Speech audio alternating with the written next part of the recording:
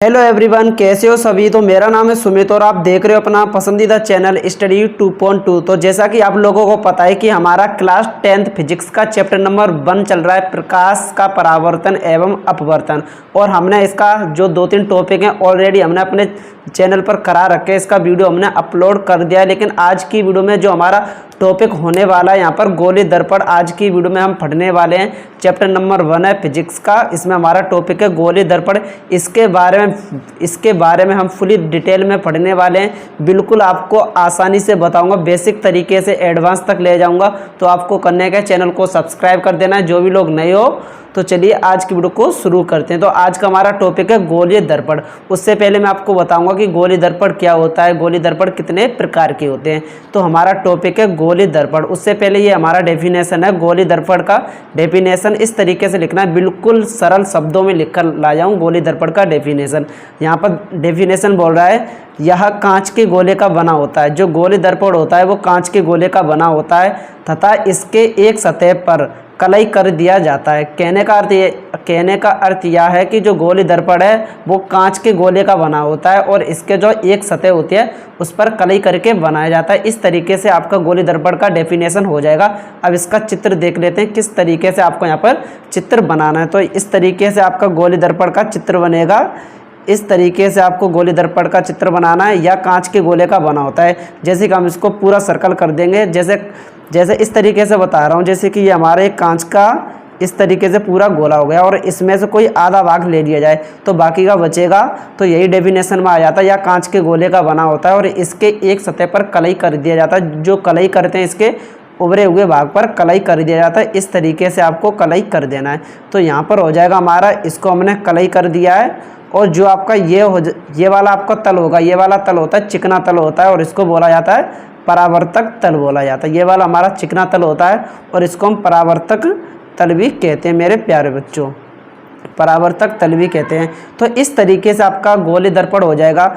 या कांच के गोले का बना होता है इस तरीके से और इसके एक सतह पर यानी कि बाहर की तरफ कलई कर दिया जाता है। और जो आपको ये वाला तल मिलेगा, इस तल को कहेंगे चिकना हुआ तल कहेंगे, क्योंकि प्रकाश की किरण आएंगी तो यहीं से परावर्तित होंगी। परावर्तक तल भी इसको बोला जाता है। तो इस तरीके से हमारा ये जो है गोलीय दर्पण का डेफिनेशन हो जाएगा। उसके बाद अब पढ़ेंगे गोलीय दर्पण के प्रकार। जो गोलीय दर्पण होते हैं वो कितने प्रकार के होते हैं। तो वैसे जाना जाए तो गोलीय दर्पण होते हैं ओनली 2 प्रकार के गोलीय दर्पण आपके होते हैं। एक आपका अवतल दर्पण हो गया और दूसरा आपका एक उत्तल दर्पण हो गया। इस तरीके से आपके यहाँ पर गोलीय दर्पण के 2 प्रकार होते हैं। तो जो हमारा पहला प्रकार है हमारा अवतल दर्पण किसे कहते हैं, तो इसका डेफिनेशन हो जाएगा, ऐसा दर्पण जिसमें परावर्तन दबे हुए तल से होता है उसे अवतल दर्पण कहते हैं। यानी कि इसमें जो परावर्तन होगा वो दबे हुए तल से होता है, उसे हम अवतल दर्पण कहते हैं। अगर इसका चित्र बनाया जाए तो इस तरीके से आपको यहाँ पर चित्र बनाना है। जैसे कि आपको इस तरीके से न्यू करके चित्र बनाना है। जिस तरीके से मैं बना रहा हूँ बिल्कुल सेम टू सेम यही अवतल दर्पण का चित्र बनेगा ऐसे।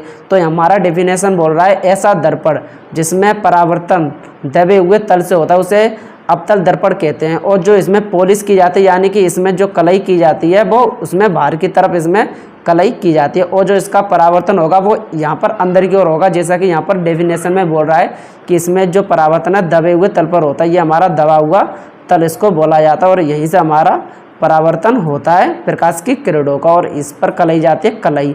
और इसमें कलई कौन सी की जाती है, या तो आप इसमें पारे की कलई कर सकते हो या लाल ऑक्साइड की आप इसमें कलई कर सकते हो। तो ये हमारा हो जाएगा अवतल दर्पण का डेफिनेशन हो जाएगा। ऐसा दर्पण जिसमें परावर्तन दबे हुए तल पर होता है और इसके उभरे हुए भाग पर कलई की जाती है उसे अवतल दर्पण कहते हैं।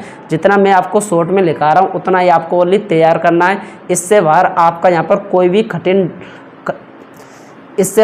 यहाँ पर कुछ भी नहीं पूछा जाएगा। अवतल दर्पण और गोलीय दर्पण के बारे में बिल्कुल आसान शब्दों में लिखकर ला जाऊँ। उसके बाद अब हम नेक्स्ट पढ़ेंगे। यहाँ पर अवतल दर्पण हो गया, उसके बाद अब है हमारा यहाँ पर उत्तल दर्पण किसे कहते हैं। तो जैसे कि यहाँ पर उत्तल दर्पण का यहाँ पर मेरा डेफिनेशन लिखा हुआ है, ऐसा दर्पण जिसमें जो परावर्तन होता है वो उभरे हुए तल से होता है उसे उत्तल दर्पण कहते हैं। उभरा हुआ तल यानी कि किस तरीके से, जो अभी हमने इस तरीके से ये वाला चित्र बनाया हमने, इसी का उल्टा हो जाएगा ऐसा दर्पण जिसमें परावर्तन उभरे हुए तल पर होता है। तो इसका जो चित्र बनेगा यानी कि फिगर बनेगा वो इस तरीके से आपको बिल्कुल इसका फिगर बना लेना है। इसका जो फिगर इस तरीके से बनेगा और इसमें जो परावर्तन होगा वो यहाँ पर उभरा हुआ तल है, ये बाहर की तरफ निकल रहा है तो इसको उभरा हुआ तल कहेंगे, इसको कहते हैं उभरा तल।